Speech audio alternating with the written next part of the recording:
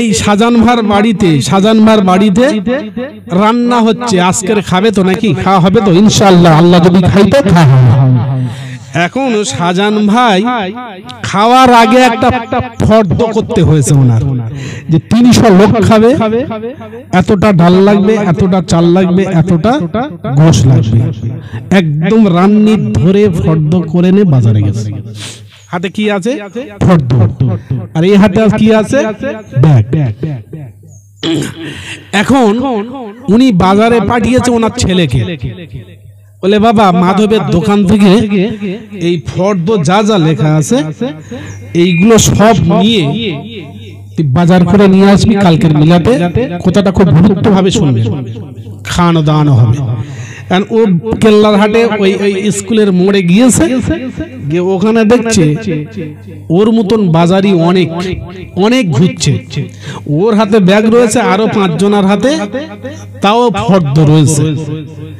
বাজারে যে বাজার করতে যায় সে একা যায়?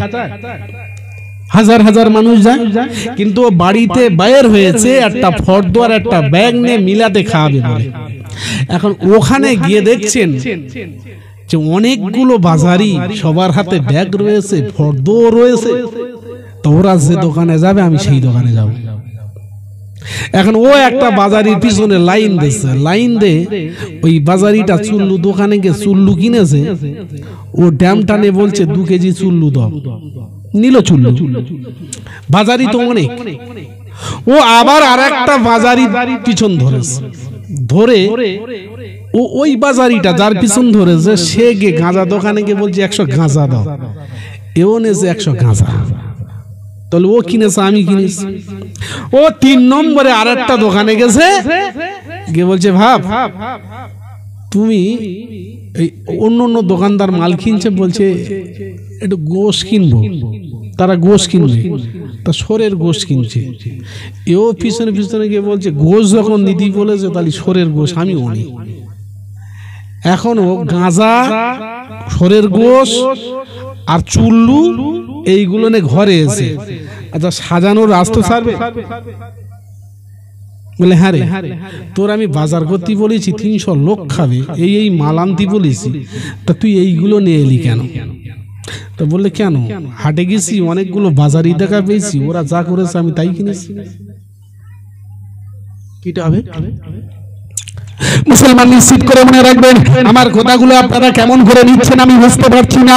ও মুসলমান নিশ্চিত করে মনে রাখবেন, আল্লাহ পাক আমাদেরকে আকাশ থেকে নয়, মায়ের উদর থেকে পৃথিবীর জমিনে পাঠিয়েছেন, একটা ব্যাগ দিয়েছেন হাতে, আর সঙ্গে দিয়েছে কোরআন আর হাদিস দিয়েছেন।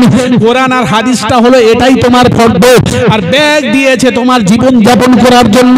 আমাকে বলা হলো ও হোসাইন তুমি যাও পৃথিবী নামক জায়গাটা যাও, এটাই তোমার ফর্দ, আর এটাই তোমার স্লিপ, এটাই তোমার ব্যাগ। আমি এই পৃথিবী যখন যাবেন ওখানে তোমার জীবন যাপন করতে হবে। কোরআন নামে ফর্দটা দেখে দেখে বাজার করো। এই কোরআনে কি লেখা রয়েছে সেটাই তুমি দেখো, এই হাদিসে কি লেখা রয়েছে সেটাই তুমি পড়ে পড়ে বাজার করো। এখন পৃথিবী নামক জায়গায় আমি চলে এলাম, আমার মতন অনেক হোসাইন পৃথিবীতে রয়েছে। অর্থাৎ এই পৃথিবী থাকবে একজন হিন্দু মানুষ, এই পৃথিবী থাকবে একজন খ্রিস্টান মানুষ, এই পৃথিবীতে থাকবে একজন নাসারা। হিন্দু মুসলমান সমন্বিত এই দেশ, এই দেশে বিভিন্ন জাতি তো বাস করতে পারে। পৃথিবী এসে আমি দেখলাম এখানে তো অনেক মানুষের বসবাস, ওরাও যাত্রা দেখে আমিও যাত্রা দেখলাম, ওরাও গাঁজা খায় আমিও গাঁজা খেলাম, ওরাও বন্ধনে যায় আমিও বন্ধনে গেলাম, ওরা ওরা ওরা তাস পেটে আমিও তাস ফিরলাম, ওরা শরিয়াতের হুকুমগুলো না মেনে যত খারাপ কাজ সঙ্গে যুক্ত হলাম আমিও যুক্ত হলাম। নিশ্চিত করে মনে রাখবেন, আল্লাহ তোমাকে পাঠিয়েছিলেন ওই কোরআন নামক হাদিস আর নামক ফর্দ দিয়ে, এগুলো মেনে তোমাকে বাজার করতে বলেছিলেন। কিন্তু তুমি কোরআন নামক ফর্দ হাদিস নামক ফর্দটা রেখে দিয়ে ওদের সঙ্গে তালে তাল মিলিয়ে গাঁজা খেয়েছেন, রাস্তায় চলেছেন, ভয় তারপরে ধর্ষণ করেছেন, দুনিয়ার যত পাপ রয়েছে আপনার দ্বারা হয়েছে।